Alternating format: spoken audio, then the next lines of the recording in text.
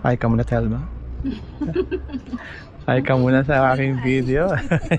Uy, makalimutan mo yung screwdriver. Hi siya.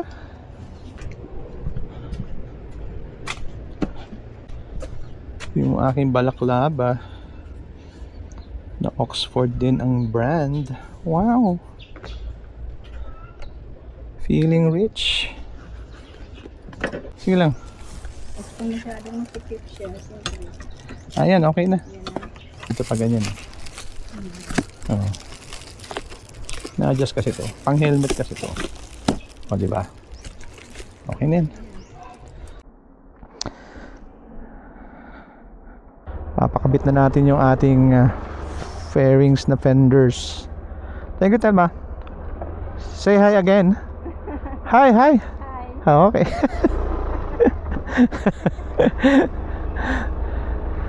Oh, di ba? Ganda na aking side mirrors, oh. Back to basic. Okay lang yan. Okay din naman to, pero yun nga, hindi ko lang siya masyado trip. Good morning mga bossing. And we are going to Zaks. Punta tayo doon at papakabit na natin itong ating matinding at malupit na fender na kulay white, off-white. At super excited na ako actually kasi kagabi hindi ako makatulog. Kasi naman nag-iisip ako na kasi since nilagay ko na yung original niya na side mirrors, nag-iisip ako kung palagyan ko ba ng visor. Pero malaking tulong yun pag umuulan, hindi ka masyadong mababasa sa katawan. Kung naghahanap kayo ng mga parts ng Suzuki Access nyo, mga parts, or Suzuki Bergman, punta kayo sa Zaks. Kumpleto talaga dun. Wala kayong hahanapin pa kundi kumpleto dun. Hindi ko lang talaga trip, oh. Tingnan mo, parang wobbly siya, eh. Wobbly yung glass ng Suzuki. Pero in fairness sa kanya, parang nagustuhan ko na siya.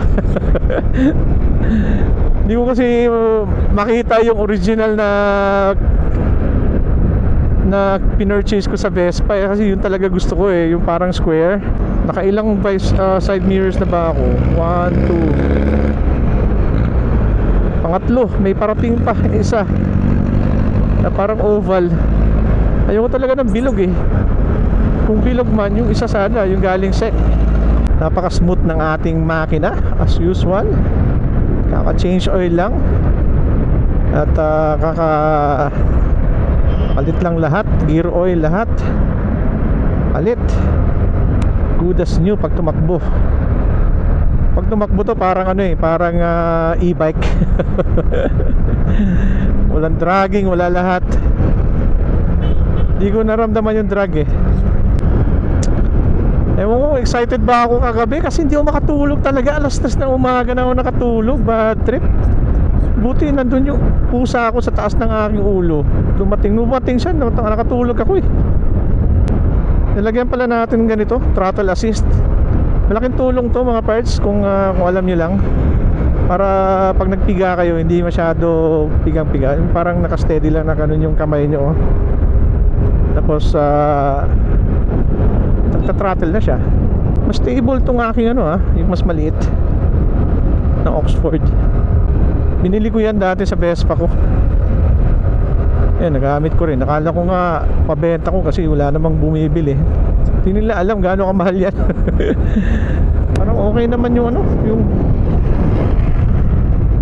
yung original na side mirrors. Baka i-retain ko na lang siguro. Try ko na lang maghanap ng glass na kulay blue na pwede dito. Mas gusto ko kasi yun, eh. Hindi reflective sa gabi, lalo pag may nag-high beam sa likod. So pag natapos lahat natin to mga parts, tapos palagyan pa natin ng ayoko sana palagyan ng visor. Let's see kung maganda ba talaga palagyan ng visor, since original na yung kinabit natin. So might as well siguro maglagay na lang tayo ng visor. Kumpletuhin na natin. So yun nga, natumba tayo nung isang linggo pagpasok natin sa bahay. Nung pagkabili ko ng fairings na fender, akala ko Naka side stand na ako, hindi pala. Di ba? Tanga-tanga lang. Wala eh, part of life pagiging tanga. Kung magtatanong pala kayo regarding sa gulong ko mga parts, ito sinabi ko na to dati sa previous vlogs. Yung kenda, makapit siya, wala akong problema sa kanya. Ang ginamit ko siya sa ulan, ma-okay siya. Malapad yung gulong, so pwede nyo namang hindi ito gamitin nyo. Tingnan nyo na lang yung sukat, kasi mas magandang malapad, hindi masyado slippery. Ramdam ko yung slippery ng ano eh, ng gulong dun sa isa eh. Kaya nagpalit tayo. So ito naman mang kenda, okay na okay.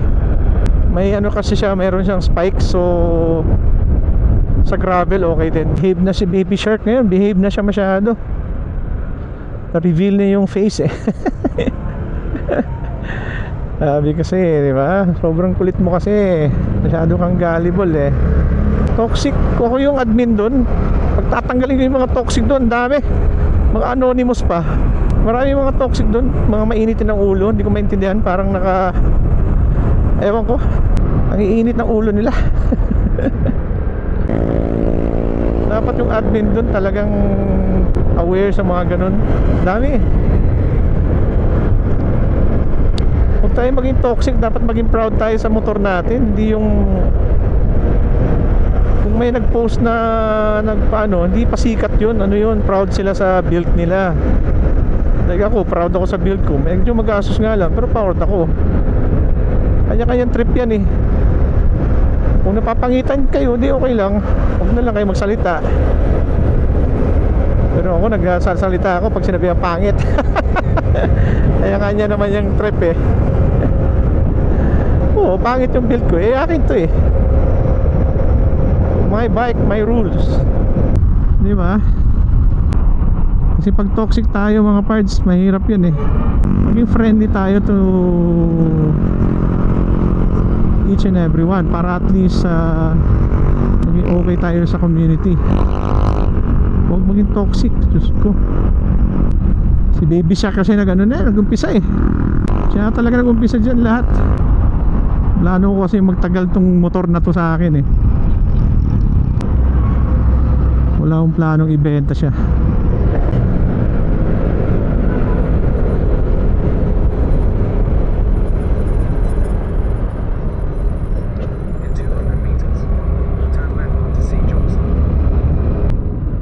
One way. Jesus. Oh.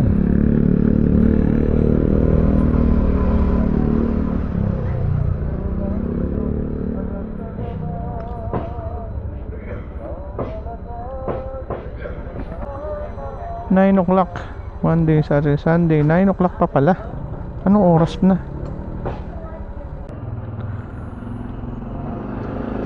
Sarado pa.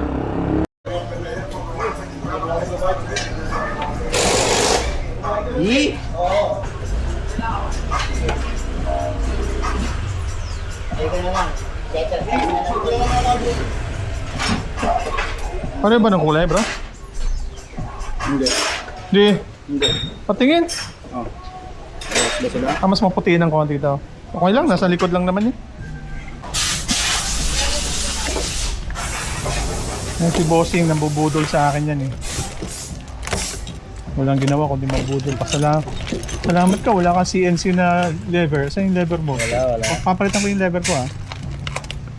Stock lang talaga yan. Oo nga. Dami nang pumunta sa'yo, no? Halos naman talaga ng meron na sila pumunta doon sa Bulacan. Layo nun! Malayo, tapos ang mechanical na kasi doon. Kaya Ganda rin pala.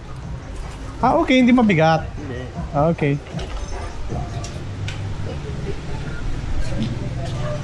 Okay rin pala, akala mo green eh. Wala? Ganda? Hindi naman siya ganun na ganun, di ba? Dapat nakaganon, nakaangat. Kangat mo talaga yun, sir? Oo nga. Kasi naggasgasan na kasi to. Nang? Yung dati niyang Bison? Oo. Kaya tinanggal ang dating may-ari. O di sige. Ganda ng gulong na to. Kenda from Taiwan. Hindi siya from China.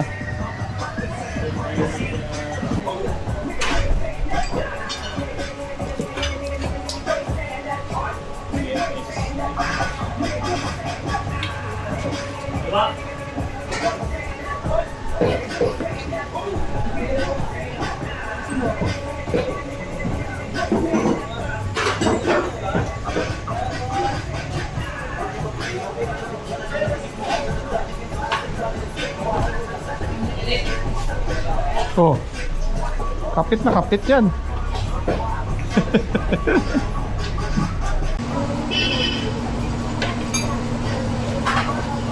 Yeah. Yeah. Gas-gas sa tumba. Copyright na naman ako dito sa music nyo.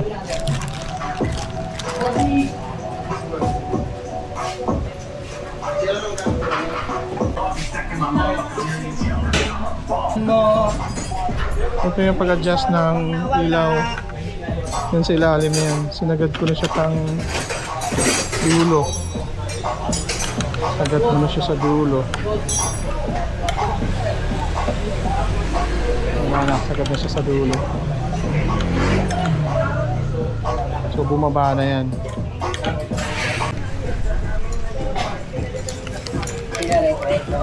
Ito dito yan. Sa gitna. Pasok sa gitna yan. Wala nga yan para ano.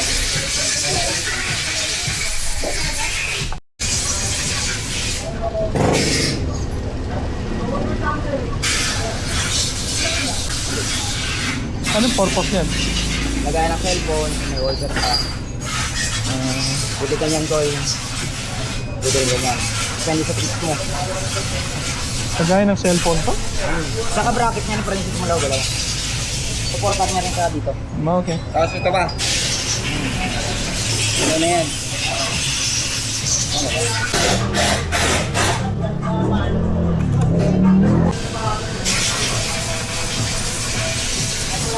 Di pa, ano, pa nakasubod. Di pa nakasecure yan.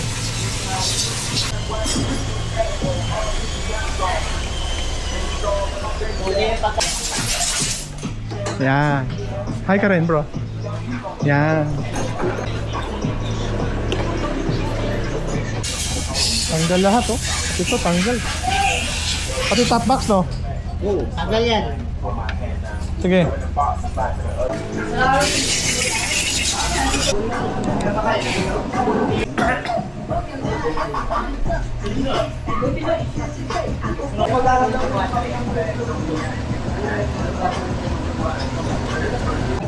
Okay. Papakainin ko tong dalawa, Brad. Papapusugin ko to. Young boy! Oo. Oo. Dam na! Samba! Pares? Oo, pares. Pares, pangit. Ayoko ng pares. Gusto tayo sa ano. Yun? Ito meron doon, nagtitinda rin doon. Ano, yan? Kulang o sobra? Kulang! Tapos na tayong kumain. At natapos din ang ating kahibangan. Okay, what do you think of the mirrors na binalik ko sa stock? Okay siya, di ba? So again, kung gusto niyo ng makakuha ng mga original na parts sa Suzuki Access, punta lang kayo direkta kay Zax Suzuki Genuine Parts Supply. Kompleto siya parts. Ito sa kanya 1,100 lang to sa kanya eh. Tapos maganda naman. Kahit paano yung maganda, matibay siya. Medyo parang ano siya, parang medyo ka-green na dark, I don't know. Parang ganun, hindi siya clear talaga. So ang nagastos natin today is wait lang, nagastos ba natin today magkano? Check ko nga, check na natin ng mga parts ha. Check natin magkano nagastos today. Hanap lang tayo ng pwesto.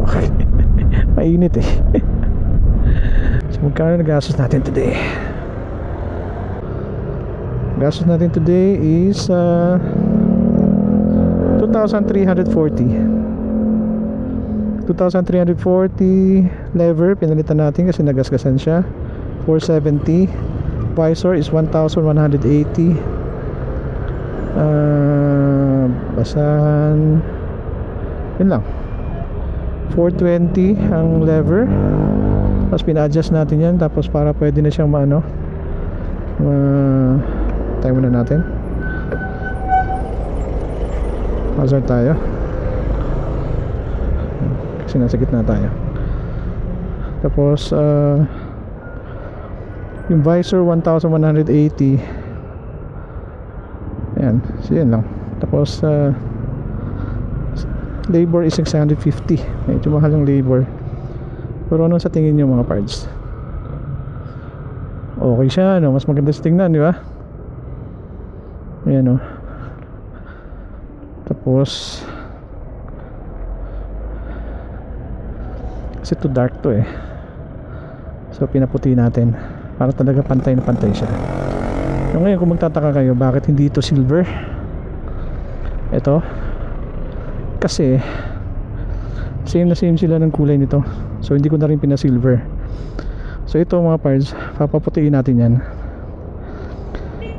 And also I have decided na gagawin kong leather yan. Leather ko yan. Gumagawa tayo ng leather craft eh. So ang gagawin natin dito mga parts, tatapalan ko ng leather yan. Ito tapos leather tapos tahi. Kaya yan. Ako pa gagawin kong leather yan kasi nagustuhan ko na rin siya eh. Gusto ko lang i-improve yung lock dito. Tapos ito medyo dark lang siya pero okay lang kasi parang nag-match yung pagka-green niya dito. Okay lang din. So yun, 2,340. Tapos ang nagastos natin sa repaint mga parts, baka magtataka kayo, pumili tayo ng bagong fender So yung front fender na sa may rear banda sa likod 800 pesos yon. Tapos yung sa likod 1,100 yata yun. So pinapinturahan natin, abot siya ng 3,500 ang siningil sa akin, which is okay lang. Akala ko 6,000 eh, kasi yung isang nag-quote sa akin 6,000. Ano yan? Ginto. Ang liit-liit lang eh. Happy naman ako sa kanya kasi may pagka-glitter din yung nilagay sa aking fender. So bakit natin ginagawa natin ganito yung ating access? Dahil lang dyan si Baby Shark talaga eh. Hindi, gusto ko talaga, matagal ko na talaga gustong, pagkabili ko pa lang dito, ano ko talaga eh, parang nakahiligang gumastos sa motor. Parang hindi ako mapakali pag yung motor ko hindi unique sa mukha ng tao. Yan, ganun ako eh. Sa Vespa kung titinan nyo lahat ng video ko mga parts, makikita nyo naman eh na wala akong ginawa kundi gumastos. Kaya pwede nyo akong gayahin sa setup, pero ingat lang kasi magastos talaga. Yan. To be honest, hindi ko trip talaga itong visor na to, lalo na tong yung side mirrors ko. Pero since naglagay na tayo ng, binalik na natin yung original at mga palpak yung nabili kong mga kasi hindi na natin makita yung kinuha kong Vespa na square sa online at off, wala na tong stock. Sayang, 3,800 din yun. Mas maganda sana talaga yun. So yun, kaya binalik ko na lang yung stock kasi yung galing sec na siya na natumba, natamaan din pala yung fender ko sa harap nung natumba ako, pero konting-konti lang, pwede naman i-patch na lang. Kung gusto nyo ganitong setup, yun na, sinasabi ko na sa inyo magkano yung gastos. Pero ito total sa natin lahat to pag may oras na tayo, kasi syempre ito pa lang palit tayo bago eh. Yung mga fairings sa baba palit bago. Wala tayong ginawa kundi bumili ng bago. Magastos yung ginawa kong setup dito, pero masaya naman ako. Okay lang yun. Ang hindi ko lang gusto dito sa visor, this one, to gusto ko siyang papinturahan ng itim. Yun lang naman. Rest okay naman. O pwede naman siya tanggalin actually. Sabi kasi sa akin support daw yan eh. Support saan? Hindi naman siya mababasag basta-basta. Ang kailangan lang dito sa side mirror na to, palitan ng glass eh. Pangit ng glass na. Hindi siya clear, para siyang wobbly.